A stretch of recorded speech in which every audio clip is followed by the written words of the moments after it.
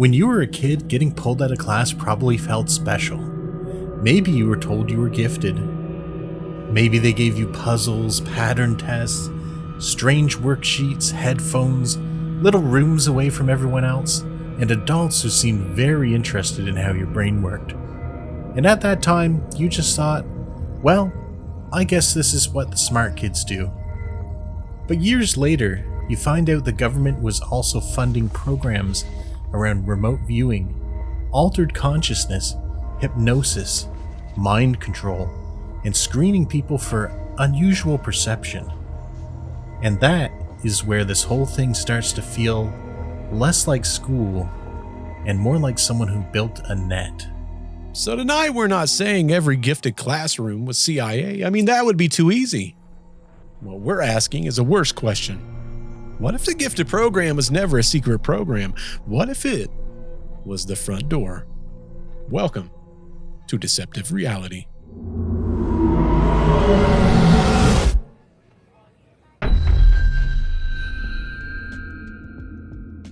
Welcome back, everyone. This is Deceptive Reality with me, Nick, and my wonderful co-host, Bert. Welcome back, welcome back, welcome back. That is a welcome if I ever heard one. What's going on, everybody? What's happening with you, Nick? Listen, Another week down, brother. You're still here. You don't even show up. You just stay, like you said last week. Yeah, I just stay. Cross my arms. Stare at the camera. Oh, man. Well, I mean, you know very well what's been up. We just got done some psychic testing of you. That's right. I'm doggone psychic. We knew it the whole time. Yeah, this episode that we're gonna get into shortly got me thinking, like, how do scientists test to see if there's anyone who's got psychic abilities, whether it's ESP, precognition, clairvoyance, that kind of thing. And it is something called Zener cards. So we built a little application that lets you test someone and calculate their scores. Not to be confused with, what was that dude's name? Zoltan. Not to be confused with that if you're me and you thought it was the fortune teller guy. Well, I imagine he must have took the test at one point. He must have, because he a doggone fortune teller. Also, for anyone thinks that I'm actually self-proclaimed to be psychic, I am not. I did not test as psychic at all. No, he was within the chance percentages. Except for, I think I did extremely good at one thing, Nick. Yep. In the first ESP Zener test, that's the one you want me to tell about, right? Oh, yeah, the one I did real good in, Nick. I'm brushing my shoulder off like Jay-Z said. So if you're not familiar with the test, there's 5 types of cards. And wait, is that right? Yes, 5 cards. Star, the wavy lines, the square, the circle, and the cross or the plus. Right. So there's 5 sets of cards with 5 of each of those in it. And you try to send the other person a message. We were off camera, so we couldn't mess up the thing. Like, I couldn't give secret signals or anything. And while Bert was in the expected chance range, he got one type of card right every time and no other cards right. You know, and the funny part is unusual. Before we started, which is so funny, I said, is the first card a fish? And Nick says, there's no fish. I said, dang it. Yeah. And then we went a little bit further. I'm just like, are you sure there's no fish? And he goes, there is no fish, though there is 3 squiggly lines that look like a wave. And I guess you could say that's like a fish. I'm like, that's what I was talking about the whole time, Nick. And then what card did I get right every single time? Waves every time. 5 for 5. Time. Now, in the application, because this is part of the one we were talking about the other week, there's 2 other tests where we don't see the cards. It's a precognition test and clairvoyance test. So we never see the cards. It just calculates the results in the end.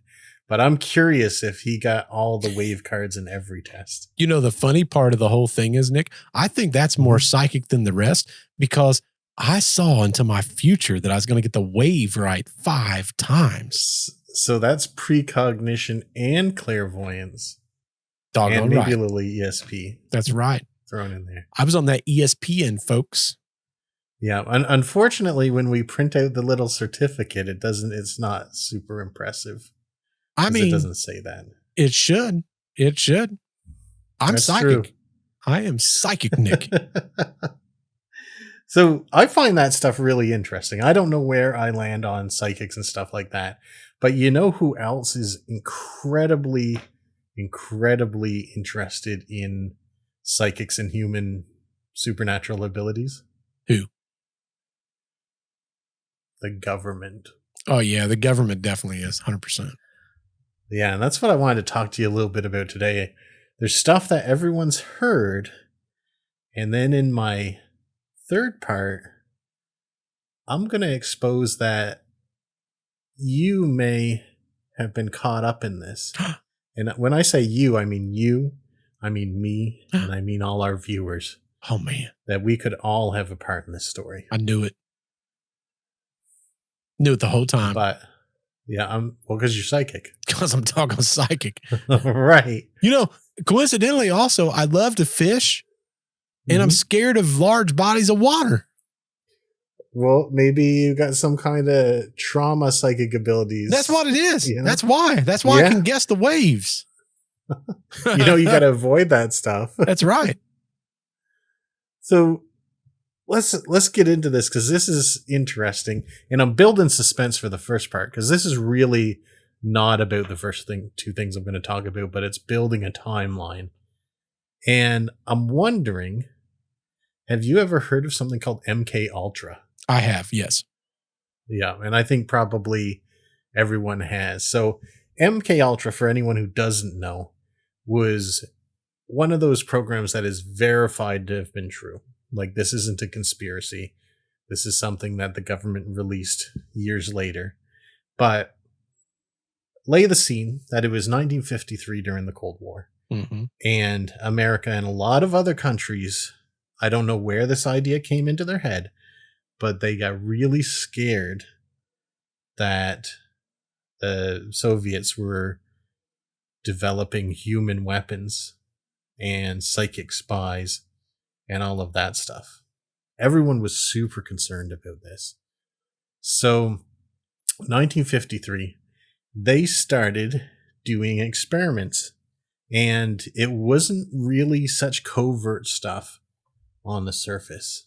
People, they were hiring people for all kinds of these things. In fact, they hired a lot of people for what they were calling at the time, biological warfare research. So that's interesting. Yeah. So this wasn't a total secret, but there's layers to this. And you're going to find this in a lot of stuff because they hired a bunch of people for biological warfare testing. And they were coming into work and they were working in labs and stuff like that on different projects. But what they didn't know is that they weren't the employees. They were the test subjects. Oh. So they thought they were working on, doing research on how to make people into weapons. But it was actually them that were being worked on, because what they would do is the experiments that were really going on there involved dosing people with LSD and other drugs, performing secretive methods of hypnosis, sensory deprivation, sleep disruption, and various other techniques designed to influence human behavior. Did you say this was Russia or was this us? No, this was us. Okay. And the purpose of this was because we were afraid Russia was developing psychic spies and human weapons. I follow you now. And, whatever that side does, we got to do. That's like the space race. back in the day, the space race today, nuclear armament. Thank goodness we didn't do all of their programs, because during that same time frame, Russia was doing that half chimp, half human hybrid science thing they were trying to accomplish. That's probably why people were thinking they were doing all these weird experiments, because they actually were. Yeah. The chimp thing was legit, because what they found was the chimp was the most aggressive. So they thought if they could create a hybrid of a chimp and a human, that they could potentially have something that had extreme temper, extreme strength, but enough intelligence to go out into war and actually fight ground wars. Oh, really? Mm-hmm. I wonder how far they got with that, or if I know that there's successful at all. There's data that's on it, but I think that it's probably one of those things where it's like we can't truly discuss what it was. I lost the light somewhere. I don't know where I lost it, but that's the interesting thing is it's kind of like someone can't tell me that some countries probably hasn't attempted to create like a human clone. I think they have. They're not supposed to, based on the rules of science, but I have heard of countries that have experimented with that. I don't know if it's true or not, but I don't know. Well, I mean, there's no laws that every country's going to follow, especially since, like, when we're talking about this, we weren't even following our own rules. Like, that's what I was going to say. You're not supposed to experiment on your own people, especially not people you hired to experiment on other people's. That's just double dangerous. Correct. But basically, the real purpose of the program was kept secret for decades. They were doing all this kind of stuff. During the 70s, so they'd already been they'd already been doing this for 20 years. It started to get to the point that investigations into different intelligence agencies began uncovering certain evidence of the program. Journalists discovered information that pointed to CIA experimentation. And I'm sure you're aware that a lot of these organizations under the same government sometimes run independently from the government. So, very true. Even other government investigations were finding intelligence agency abuses. The Rockefeller Commission, we've heard about that through some other stuff, revealed details about the program. And as well as the Church Committee, which I hadn't heard from before. But they started to get a little panic. So at the time, in 1973, the director of the CIA was Richard Helms. He ordered the destruction of most MKUltra records. Yeah, I wonder why. Right. So we probably didn't get all of these, but the surviving records confirm that MKUltra was a real government program, not a conspiracy theory. There had been people who were looked at as lunatics before 1973. That turns out they were right. So if you ever wonder why these people are believe in these conspiracy theories even when everyone's against them, it's because sometimes they're right and sometimes they're right in a big way. Right. Well, I think that happens more times than not. Like a lot of people will say, well, clearly this is too far-fetched, but I mean, how many times have we proven that, something absolutely that sounds ludicrous? Like, let's use, for example, how long has the government said no such things as UFO, folks? You're a bunch of crazy people. And now all of a sudden they're coming out with all these disclosures. So they've ruined whole lives with this. Well, think about it. What was it? 1940s or the late 1940s or the 1950s. The government themselves went to all these TV networks and commissioned to have these TV shows basically make fun of people that believed in aliens. That was all Right. even a psyop on that of their own. I mean, yeah. How crazy is that? They had the radio commercials or the TV shows that was, I guess they were radio shows, but the radio shows that was making fun of people. So to a degree, and even pilots, right? Like you have a pilot that sees something, they're scared to say something because they'll say, hey, if you mention that stuff, you won't be flying very long. Yeah, they label you as like a mentally unstable person, and you don't want people flying who are mentally unstable. Like they look at all the stuff they did to Bob Lazar back in the day. Right, exactly. Like, almost to the point of death with that guy. Correct. And if there wasn't a few things that came out that proved that he was at least in some of these facilities, I don't know if you've watched the new documentary that came out about him, but he had... no, not yet. So the new documentary that came out, was basically, he worked with them on the scene by scene. I think the movie's called Lazar, I think. Right. But it was interesting because the guy that directed the film and worked on everything, he said, at one point we brought Bob in and he goes, no, the lighting's all wrong. And he goes, what do you mean the lighting's so wrong? He goes, you're not able to see this light from this one thing. And the guy's like, it's impossible. With this kind of lighting, that's exactly what would happen. Well, once they rebuilt the things the way that Bob said, they determined that one of the other guys was like, we need more lighting here because it wouldn't be that dark. And he said, no, that's exactly what Bob said would happen if we changed these lights out to these different parameters. Right. So what they was determining was Bob's memory was able to reconstruct things. And the interesting things, which I think is probably going to go back to what you're talking about, as Bob was starting to relive these things, he started remembering other things that he had forgotten. Right. Yeah. And it was a game changer, but I still have not watched that documentary. I want to watch it so bad, but it just goes to show, which is exactly what the story we're talking about today, you know, how many things have been for us regressed back and then we're penalized or it's used against us that, you know, if you believe this or if you say this, you're only hurting yourself. Right. So I don't know. Turning us against each other to police each other. 100%. Which has been a trick of governments for as long as they've existed. And it works.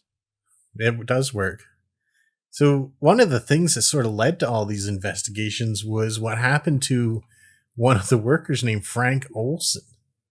So Frank Olson, and I'm going to have to read a little bit of this. I have not got this memorized. Frank Olson was a civilian scientist working for the U.S. Army in the 1950s on highly classified biological warfare research. That's what he thought he was doing. In November 1953, during a retreat with his colleagues, he was secretly given LSD by the CIA as part of what would later become known through investigations as Project MKUltra.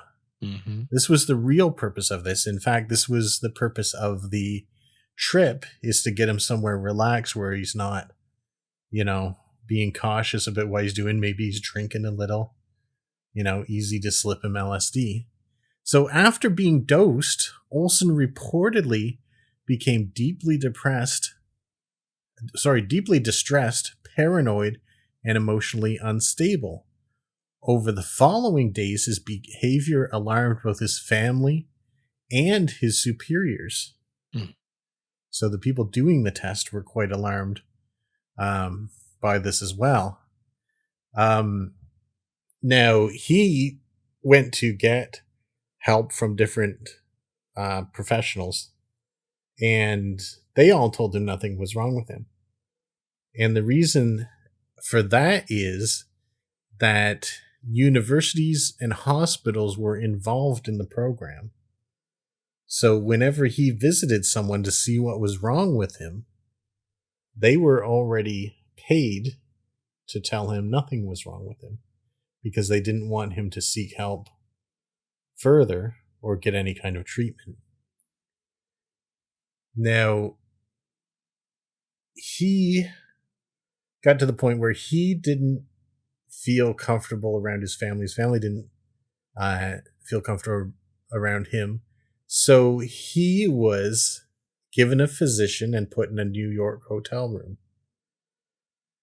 The physician secretly worked for the CIA. And later that evening, he fell from the 10th floor window and passed away. Shocker. Right. So for decades, none of this was known, and his death was officially ruled a self-unsubscribe. I don't want to say that word on here. However, in the 70s, when all this started coming out, the CIA revealed aspects of its secret LSD experiments. Olson's family only then learned he had been drugged without his knowledge. Subsequent investigations raised questions about whether he truly jumped or whether he may have been pushed.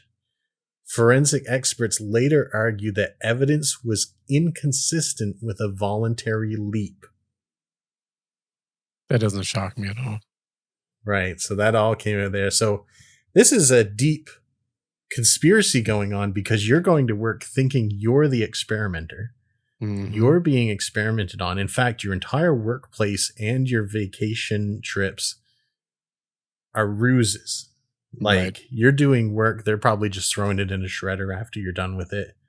You think you're doing something good for your country. The real thing is people above you are dosing you with something. Which is so crazy. All your coworkers and work friends are fake. It's almost like the Truman Show. That's what I was just getting ready to say. It's like Truman Show. Right. Yeah, everyone's an actor, but you go on your own to the nearest hospital or the nearest university medical center to try to get help. They've already anticipated that. They're all paid to tell you everything's fine. You think you've just completely lost it. Unfortunately, the experiments don't go the way they want in your case. Who knows how many other people they did this to? But they need to terminate the experiment, and they don't need people later testing you for drugs. So you're out the window, and that's the end of you. That's just sad. That is sad. And really, there were no consequences for this. Like, there were some inquiries. I don't think anyone even lost any jobs over this, even after it was revealed. Well, that's why we said, like, people don't understand, but like even people in our kinds of position where, you know, let's say our podcast was to significantly grow, which we have a pretty big audio, thanks to everyone that's listening to us. But, you know, let's say we expand out to a relatively large number, right? And let's just say someone wanted to give us information. You know, I make this joke all the time, but I'm being very serious. Like, if it's anything that's too juicy, you don't think that one of us would end up in a ditch and they would say, well, he got all cracked out on heroin. It's a shame to see him go. It's like, I've never touched anything like that, but yeah, I know. They just get rid of They're not going to believe it with me. I'm not skinny enough to be on heroin. They're going to we're going to have to figure out some other kind of demise for this fella. He ate too much chocolate. Look at him. Yeah, that could happen. That could happen. That'd be me. That'd be me too. That'd be me too. But so that experiment kind of went nowhere and they got found out. So they weren't entirely closed about it because people knew what they were working on there. So off the heels of that, right afterwards, in fact, during the early 70s, another program comes out. And I love the title of this program. The Stargate Program. Yeah. Have you heard of this one too? Yeah, we've touched on the Stargate Program a couple times. Yeah, I think I'm going to mention some of the people that you actually presented on in a previous one. Ingo Swann. Yeah, that name sounded really familiar. He's the one that did the psychic remote viewing. Yes. Yeah. Well, this program is all about remote viewing because Yeah. they went from mind control, which I guarantee in the papers that they quote unquote destroyed had a lot more data than the ones they didn't destroy. Yeah. So I think they took that data and they opened another program, and this one was completely secret. This one didn't have like a front-facing, worker, like the people who worked in this program knew what they were there for. Yep. So they kind of learned their lessons from the last one. But so early 70s, the U.S. government began funding experiments into what became known as remote viewing. Mm-hmm. For anyone who doesn't know, that's where you can sort of,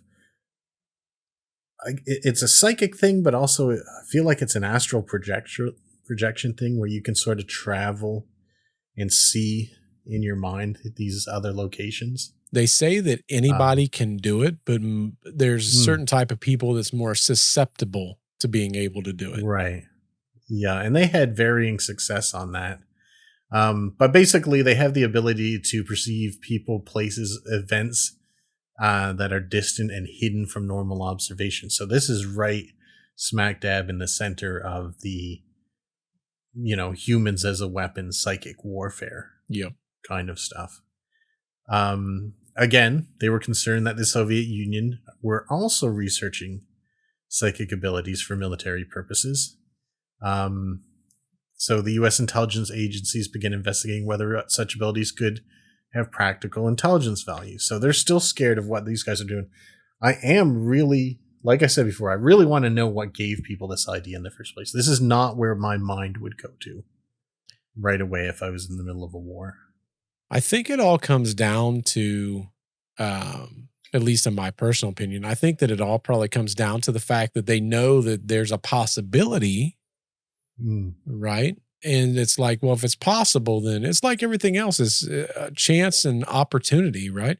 You see something and you go, I could use that for good things, or I could use that for not so good things. And the government is all about not always good things for everybody else. Right. I feel like what you said is true, but it must have been that they must have received some kind of evidence that it was true. I don't think they went off rumors only. I think somehow they saw some kind of evidence. And I don't know if it was the MK Ultra project. They had some kind of weird effect on one of the people, but well, Swann, he was pulled over for that kind of thing, and he was a specialist because he's not from here. Oh, where was he from? I'd have to look it up. I believe he was someone that came to us from somewhere. Oh, so I think I have it here. Because we pulled him from another situation. I don't know. I don't have that in my notes here, but I'll look it up as you. I mean, with a name like that, I'm pretty sure it must be, right? Yeah. So that was their concern. And so scientists were working with individuals who claimed to possess psychic abilities. And it attempted to attest those claims under controlled conditions. So some of the famous participants were Ingo Swann, like you said, Pat Price, and Joseph McMoneagle. And they had some quite good success on this up until 1995, which really isn't that long ago. The CIA ordered a review of the project's findings and shortly afterwards terminated the program. But some of the things that were true, and this is the craziest part about Ingo Swann. So he was an artist and a psychic researcher. And during experiments, this all happened at Stanford Research Institute, or SRI, in the 70s. He claimed he could accurately describe distant locations and objects without physically seeing them. His most famous demonstration was describing features of Jupiter before the arrival of the Pioneer 10 spacecraft, and I specifically remember us talking about that. Yep, we did. Later, it was found that his descriptions were almost identical to what was described by the probe. And you got to remember, at that time, the probe was the only thing that could see this. There was no such thing as a telescope that could see these things. Right. There was no other way to get this information. But he worked closely with the government researchers, and helped develop many of the methods that would later be used in the Stargate program. He became one of the founding members of modern remote viewing and spent much of his life promoting research into psychic abilities. So he would also help train others. Like you said, anyone can do this, but some are just better than others. For the record, I was wrong. He was from California. Nope. For some reason, I thought he had connections to somewhere. I know that for a while, he was looking, the reason that program really took off, if I remember correctly, and I may be wrong, I think he was trying to locate Soviet something, Soviet submarines or bases, or I think that's the next guy, Joseph McMoneagle. Oh, that could be. That was his specialty. Maybe that's what it was. We talked about all those guys. It's been over a year, I think, since we've done that podcast. Oh, I know. I'm glad you remember it at all, being that long ago and all the things we talk about. Yeah. But the second guy was Joseph McMoneagle, which was an Army intelligence officer who became one of the Stargate program's most successful remote viewers. He did it hundreds of times, and his accuracy, even under testing, was high above the chance threshold that we talked about when we were doing our ESP test. One of his most famous ones involved describing a massive new Soviet submarine being constructed inside a secret shipyard before Western intelligence had publicly identified it. Wow. So it came to be true. He was frequently tasked with locating military facilities, hostages, missing aircraft, and other intelligence targets using remote viewing. Because of the number of sessions he conducted and the confidence the program officials had in his abilities, he became known within the project as Remote Viewer Number 1.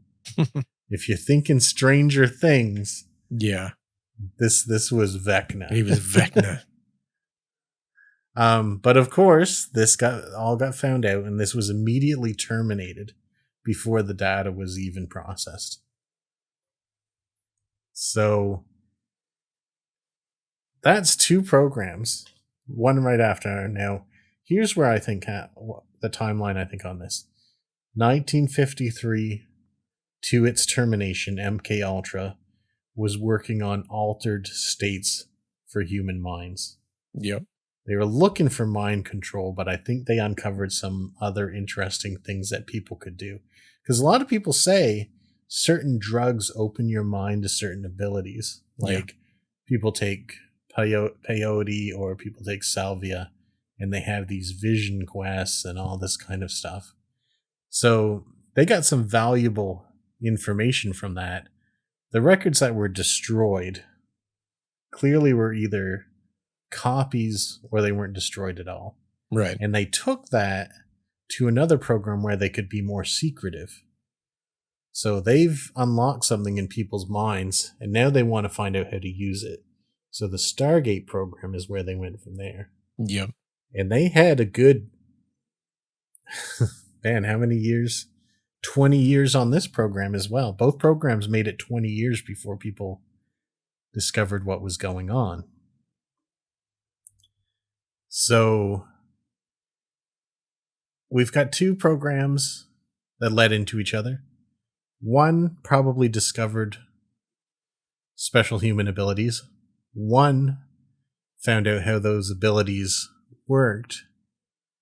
The next logical thing to do, was let's find as many of these people with abilities as we can possibly find. And this is the very first movie of the X-Men.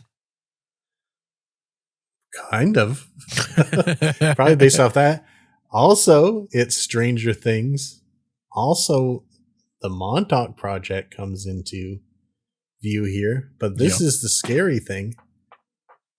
I would think that almost everyone born in the late 70s, 80s, or early 90s were probably tested for this.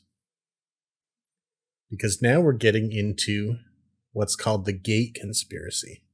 Mm-hmm. So I want to ask you some questions. When you were a kid in school, were you ever separated from the class and asked to do any kind of special testing? Yes.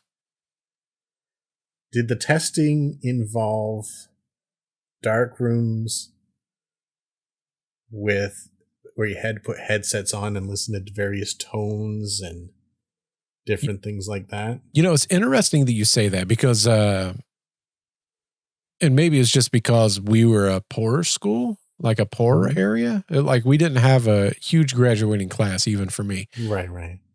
We never had like a dark room, but like our library, they turned the lights out in the library and you went back to the back of the library. And I remember this so vividly. We had these big, like puffy headsets. Great big ones, right? Yeah, big ones. And there was like a TV, but it was like I don't know how to explain it. It was a TV, a normal-ish TV, but it was like an old age monitor kind of, but it wasn't a monitor. I don't know how to really explain it.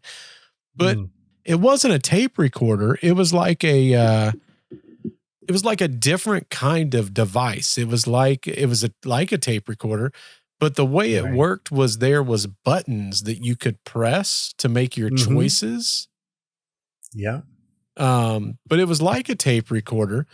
But the interesting thing about it, and this is what I remember that's it's a little foggy to me. I feel like I remember it, but maybe not.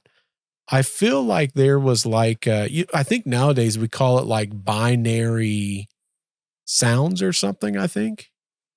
Okay.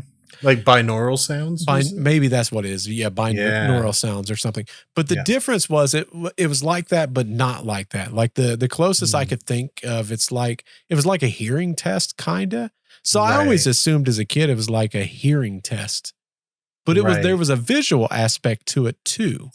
This is the differentiation, because when you go through a hearing test, they do fading frequencies. Yeah. But that's not what you're describing. And hearing tests don't come with visual tests. Yeah. So the visual tests, were they weird, like intuitive things that you had to do? I don't remember them real well. The only thing that I remember of the visual thing is there was one thing where I had to follow a dot. Right. And like I say, this was like old school monitors. It wasn't even a monitor. I don't know how to explain it. It was like Apple before it was Apple. Like I remember it's a big fat screen. Right. And it was circular. But there was another thing where it was like a nature scene. And I think there was 4 buttons. And I even want to say the buttons was maybe color coordinated or colored. Right. Like I remember orange and maybe a blue. Now I feel like I'm making up colors. I feel like there was orange and blue. Right. But I can't even remember what it was. When something happened, you were supposed to press one of the corresponding buttons. And if you got it wrong, it never told you that you got something wrong, but you would just keep going. And there would be times, I remember there'd be times where I'm like, I hit the wrong button. But it was just me. There was no one else there to tell. So I just kept going. Yeah. They sort of leave you so you feel you're unattended. Yeah. But you are being watched in these things, clearly. Oh, I don't know. I always remember it as being the dark library back in the back. The only lights that would come in those moments was we had like a back glass that would be open. That's the only light I remember in the library, but it's not like we had like a quote unquote dark room. It wasn't like it was a separate room. Oh yeah. No, that's sort of what I meant anyway. It was like a darkened room. Although some places they would actually take you out of the school and take you to a special building somewhere. Oh, wow. Okay. And they'd have like a place that had soundproof black fabric and stuff like that. It all depends on the different place. While you were there, did they offer you anything to eat or drink? I don't think so. I don't remember. I don't think so. In some of these places, and some people remember, they would offer some kind of pink drink in a little plastic cup that they were offered. But basically, they would do these kind of things to test kids, and they would tell the children, this is to see if you're a gifted child. And the last thing they'd leave you with. I was gifted. Okay. Yeah. Well, that's what they were testing everyone from. And when someone tells you, oh, you're special, you're really good about that, especially as a kid, you don't want to do anything to mess it up. Yeah. So the last instruction they gave everyone is don't tell the other students about the test. Oh yeah. My dumb butt, they never told me that. No. Yeah, so they do a lot of those kind of things, and what they do is space relations, which my understanding is that happens on a lot of different intelligence tests and stuff like that. A lot of people report being asked scenarios about, here's a picture, what do you think happens next in this picture? Oh, I remember that. Yeah. Yep. And then when you tell them, they don't really say anything. That you just move on. There was another thing. Oh, you know what? Now, since we talked about that, I forgot about this till just now. Oh, wow. That wasn't even elementary. This was middle school. Part school. of this that people think about this later. Yeah. And remember these things. I forgot about this. In middle school, there was a classroom. You know what? In middle school, I do remember there was a time when they gave me these series of tests because I was in what they considered like a developmentally handicapped classroom because they didn't understand what dyslexia apparently was back then. Right. So they're like, oh, this kid is dumb. I'm going to put him in this special class. I remember in that class, there was a teacher that made me sit down and she was working on cognitive things like memory. But in that, a lot of times she would ask questions like, such and such went here, but it was all like animals. It wasn't like, Billy and Jimmy went to the store. Right. It was like, that's such a weird thing. I guess I never pieced it together then, and I'm not saying that's what this is, but I kind of vaguely remember this. It was like there was a girl duck by the name of blah, blah, blah. And they went to such and such. Then what happened? But you never heard the rest of the story. It's like, there was supposed to be part of the story that we was supposed to have already known.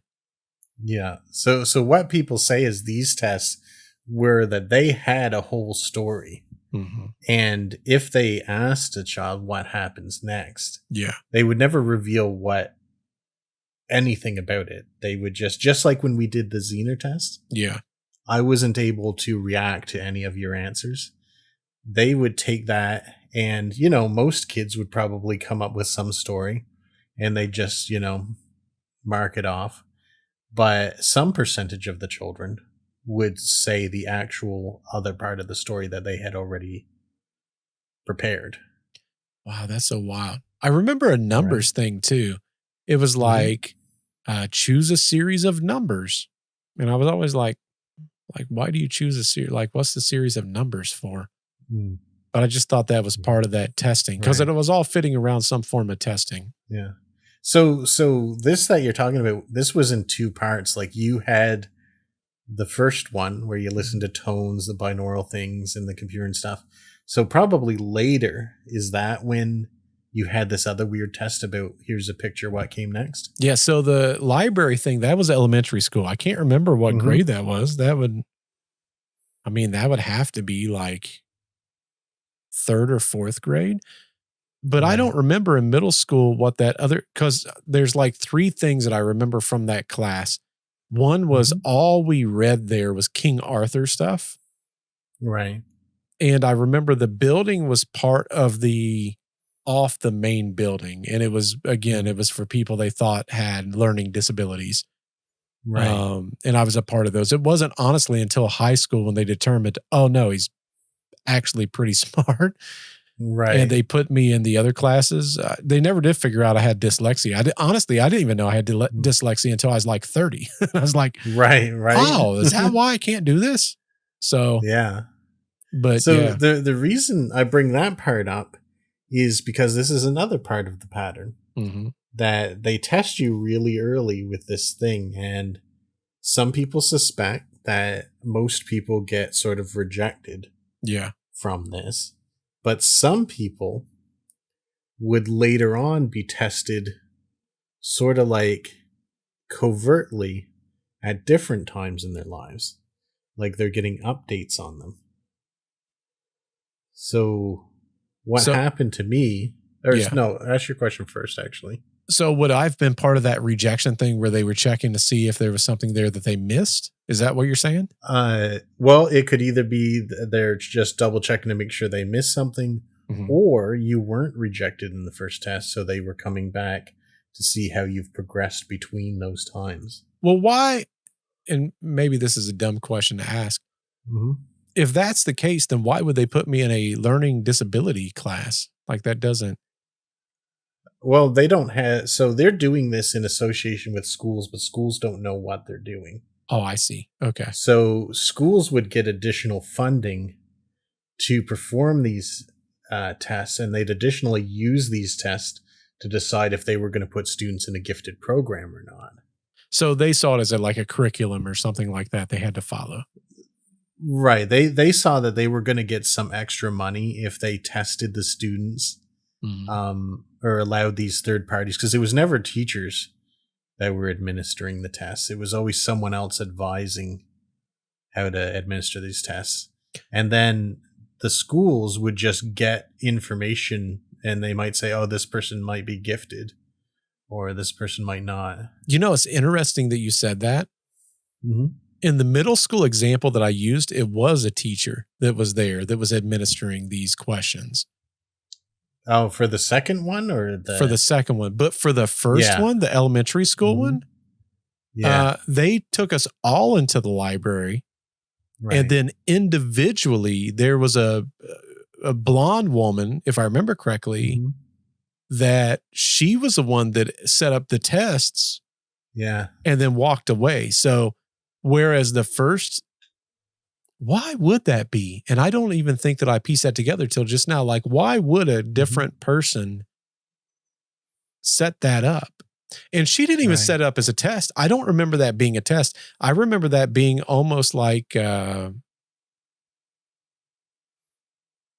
man. Honestly, I wished I would have researched this now. I just thought this would be a fun story, so I didn't really research. I'm like, Nick knows all about it, so I'm going to let him run with it. But now I wish it's better to catch you by surprise, isn't it? Yeah, but I wish I would have had more time to think about this, because now I'm sitting here thinking, am I making this up in my own head? Right. But if I remember correctly, there was a blonde-headed woman that did, but they didn't say it was a test. It was almost like I don't know what it was. It confused a lot of people back in the time. Now you're going to get me thinking, because I feel like I'm filling in blanks now that wasn't there. Well, but the second test was what it was. It was a teacher. I remember the teacher on the second test. Yeah. So here's what might help you with being confused about this. There were common allegations among people who had progressed at least one step further in this secret testing of this gate program testing. Missing memories that only are recovered later in life.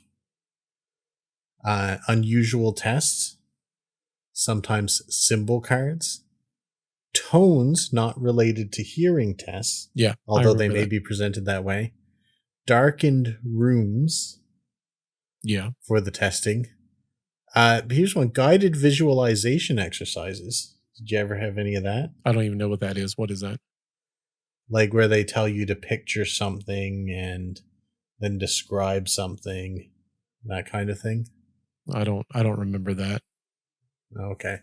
So there's some things that some people get and some don't, but feelings of being observed. But then you would get periodic check-ins that seem like random testing from other people. It could be teachers, it could be medical professionals, all that kind of stuff that other people aren't getting tested for. So only certain children were singled out through the different processes. For my case, they took us somewhere to test us. They didn't do it at the school. So it was a completely separate building then? Like a different building within the school, or they took you like further away? Further away in our case. Like we were a pretty small town and our school didn't really have unused rooms.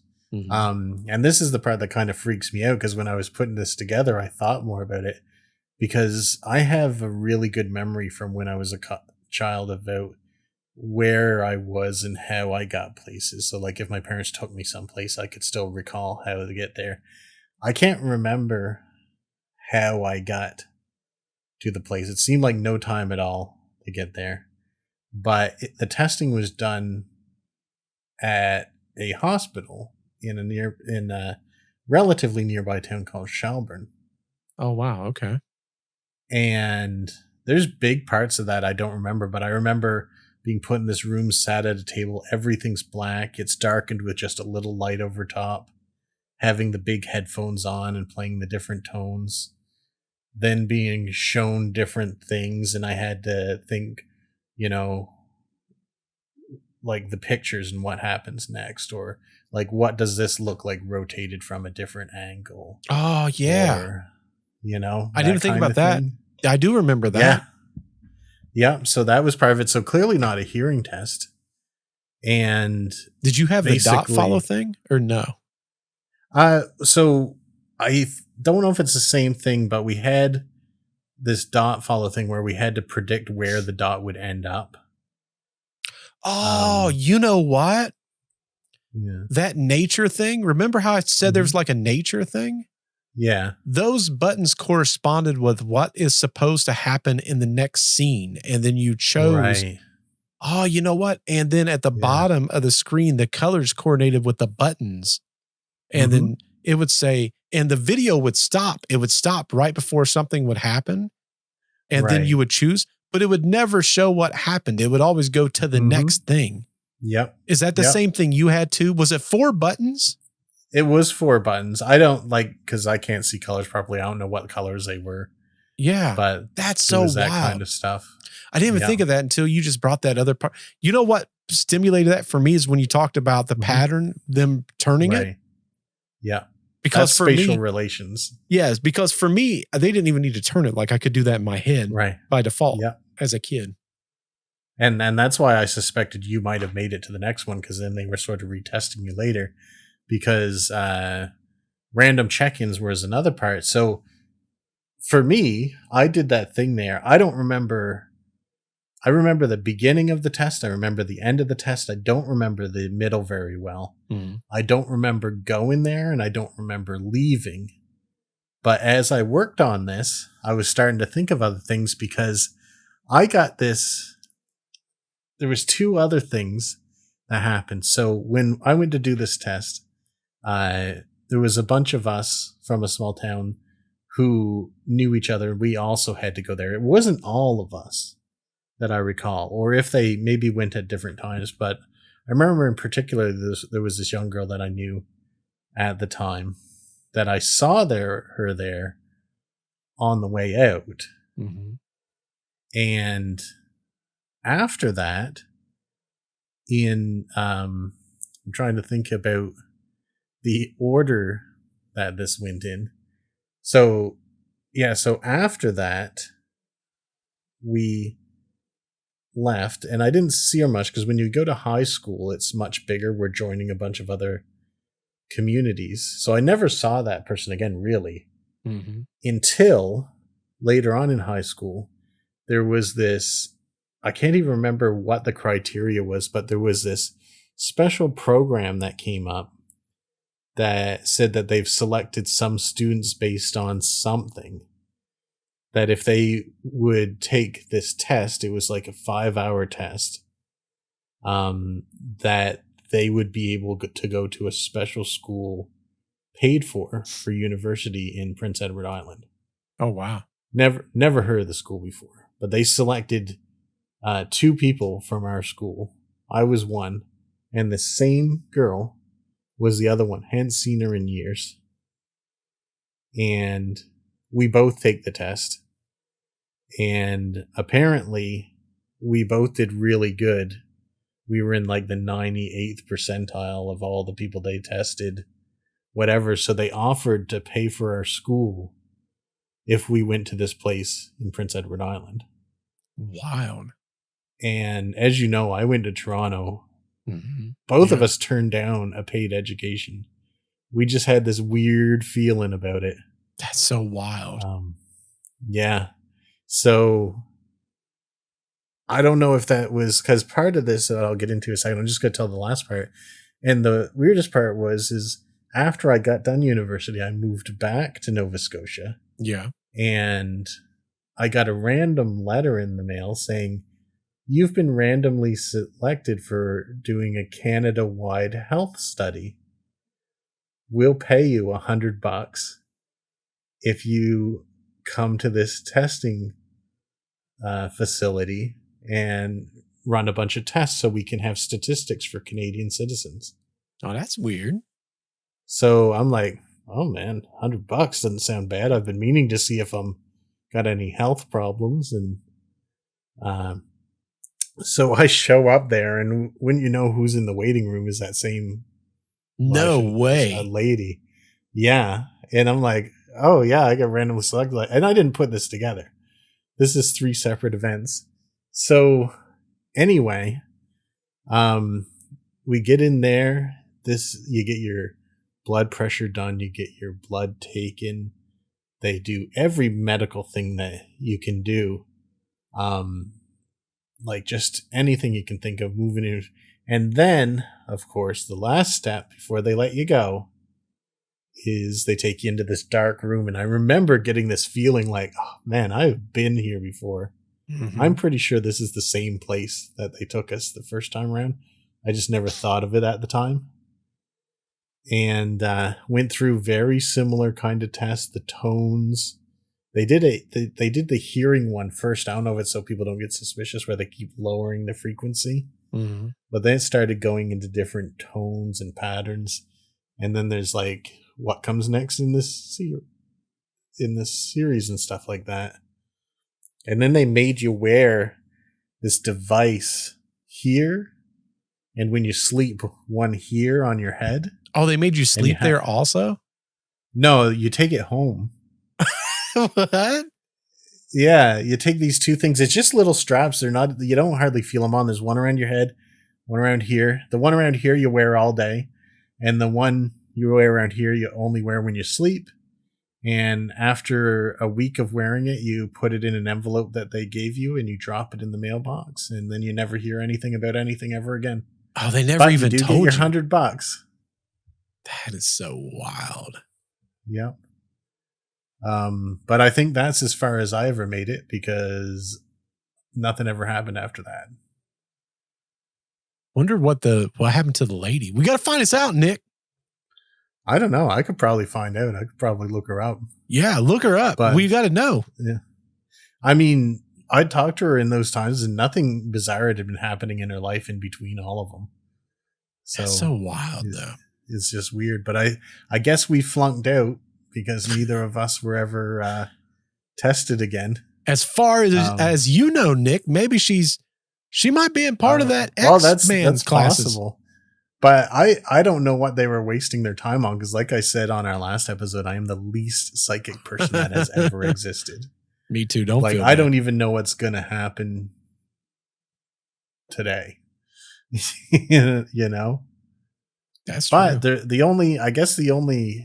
just like anyone, sometimes you get bad feelings about things. Yeah, gut feelings. But I definitely knew I didn't want to go to that school in PEI, even though it was a free $50,000.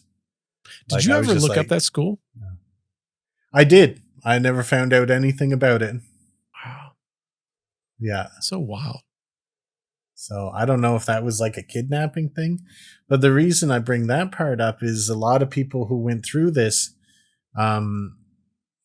claim that they thought that they were taken places and they don't have any memory of it. And they only sort of get parts later on that they remember, hey, I was taken to this certain place for X reason, but then sometimes I just lose time or that kind of thing like that. And the theory I'm proposing is that they get people to voluntarily go a fair amount away from most people they know. From these people memory, it will be a regular school or it will be a regular program or something, but every once in a while you'll lose time, and in between that they're doing the stuff that they learned on MK Ultra, the stuff that they learned on Project Stargate, to sort of like test you even further, or maybe even, you know, make you do things. Because the timeline between all these things and then when the Gate program opened, very shortly after the opening of the Gate program is where we get the Montauk children that we talked about before. So I guess my question is, this Gate, I mean, what is it? Like Gate Project or something? Is that what they're calling it? Yeah, it stands for Gifted and Talented. What was it again here?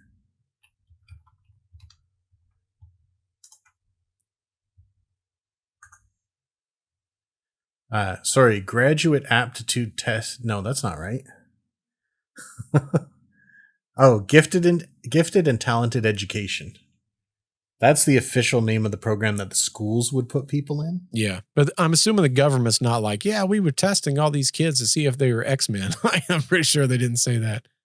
No, it was just to give a general idea to the schools of, you know, if they had any exceptional students, something that the government did out of the kindness of its heart and provided funding to the school if they allowed them to do it. So the schools were super excited about it, and they were acting like we said in our intro. The Gate program was a gifted education program that the schools used, but it was only the doorway that the government would find children and maybe lure them into further experiments or any of that kind of thing. But people come up with memories from these, and a lot of these people throughout their life have experienced missing time or lost memories. That's so wild. So the last part of what people sort of reported that had been a part of this, that had made it to further levels, I guess, is what I mentioned earlier: lucid dreams or complete lack of dreaming. I think I've got the first, and you said you've had the latter. Excellent space relation understanding.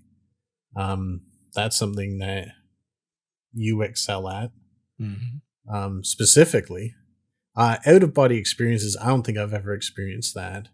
But strong intuition, I think that's why I always say that that old saying, God protects children and fools. Yeah. Like, I get out of scrapes fairly frequently in my life just by getting a bad feeling about something and not going with it. But I mean, that could be, anyone could say that. But in the timeline, after Gate starts identifying these people, that's when we start to get into the Montauk project, which was sort of like early 80s, late 70s, where children were supposedly abducted or taken from various places and brought to the alleged underground facilities near Camp Hero. They were called the Montauk Boys, and they were subjected to psychic training, Stargate Program, mind control experiments, MK Ultra,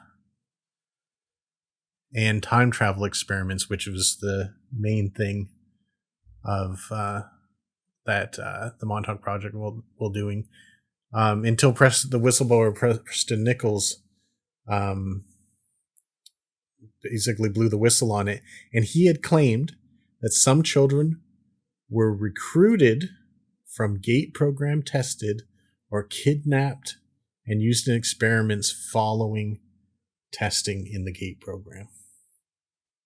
See, we weren't good enough, Nick. We wasn't allowed to be part of Stranger Things. Thank goodness. Because anyone who's listening to this or watching this and doesn't know what ended the Montauk Project, it's one of the wildest stories we've ever told, and I highly recommend going to listen to that. But the timeline of all these things matches up exactly.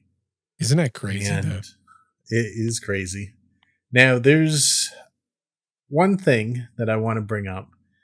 I like to get into the crazy tinfoil hat stuff. Mm-hmm. But there's one thing that people say, the critics of this say, that could explain things. Because a lot of times people can construct memories. Like, human mind isn't very reliable. Have you ever heard of something called the Loftus experiment? No, I don't think so. So when it comes to childhood memories and even adult memories, there was a researcher called Elizabeth Loftus,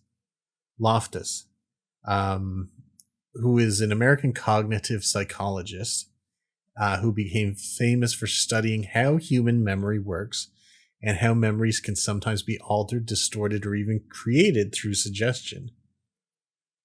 Her research showed that memory is not like a video recording of the past. Instead, it is reconstructive, meaning the brain builds memories each time we recall them. So, like, if you try to remember something today, tomorrow, your brain will rebuild it.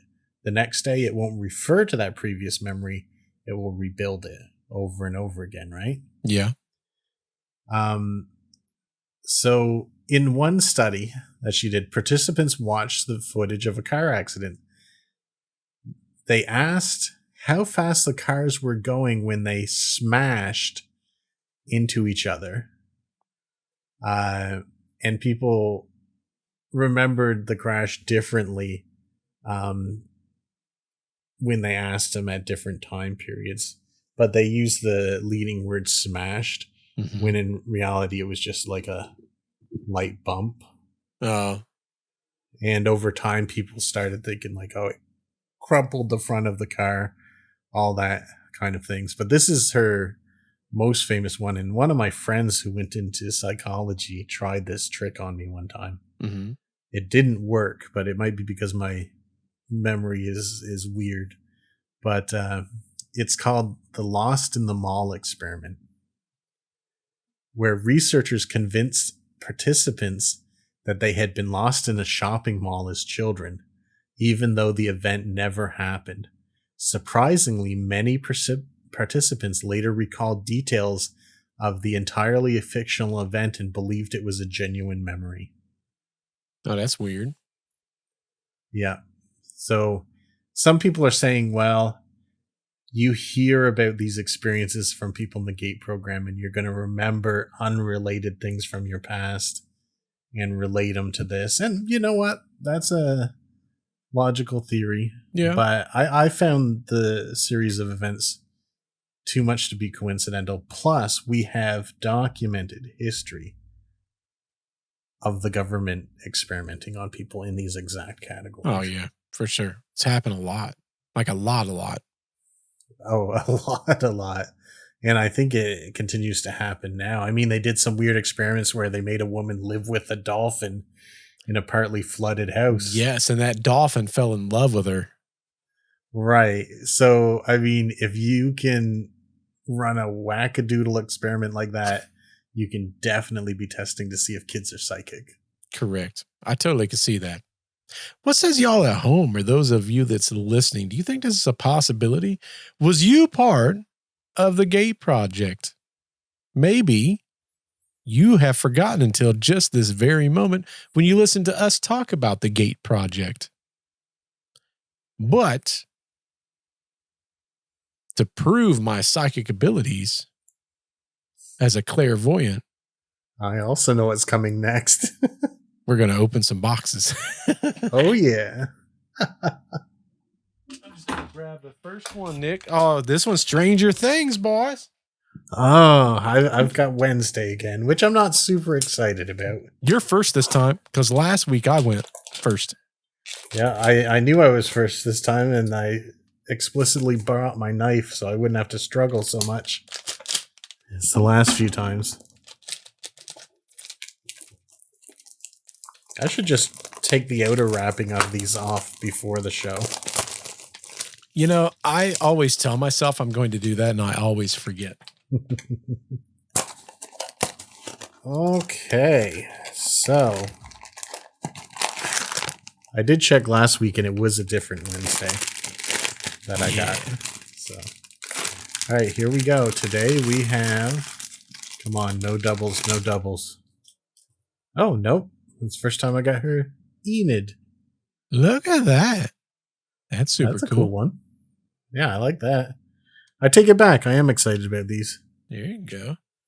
Here is mine. I'm trying to think who has brown hair. Lots of them. This one is. What's the guy's name? The butthead, the one that died in like season 2 or 3. The evil guy that was sleeping around with the women. What's his name? Oh, Max's brother. Yes. The heck's his name? What was his name now? Was his name Colby or something? What was his name? No. Did it start with a C? Man, I should know this because he had a really good ending in that show. Ah, they covered it with a sticker. They got a do not backstock sticker right over top. Oh, no. Hold on. It's Billy Hargrove. Billy. That's it. You're right. That is what it is. It's Billy. Yeah. He had an awesome arc in that show. He did. I hated the guy, but he had a good storyline. I liked him. I thought there was going to be more to him. Honestly, I thought he was going to be part of the bad guy story at the end, but not at all. Yeah, I thought he'd be back. I thought Eddie would be back. I thought for sure Eddie was going to be back. I would have put money on that one. I know. Well, anyway, welcome, Billy. Hopefully y'all enjoyed this podcast. If you enjoyed the podcast, wherever you listen to podcasts, please be sure to give us a thumbs up. Also, don't be stingy. Tell your friends about us. Until we see you in the next episode, goodbye. I predict you will hear me say goodbye.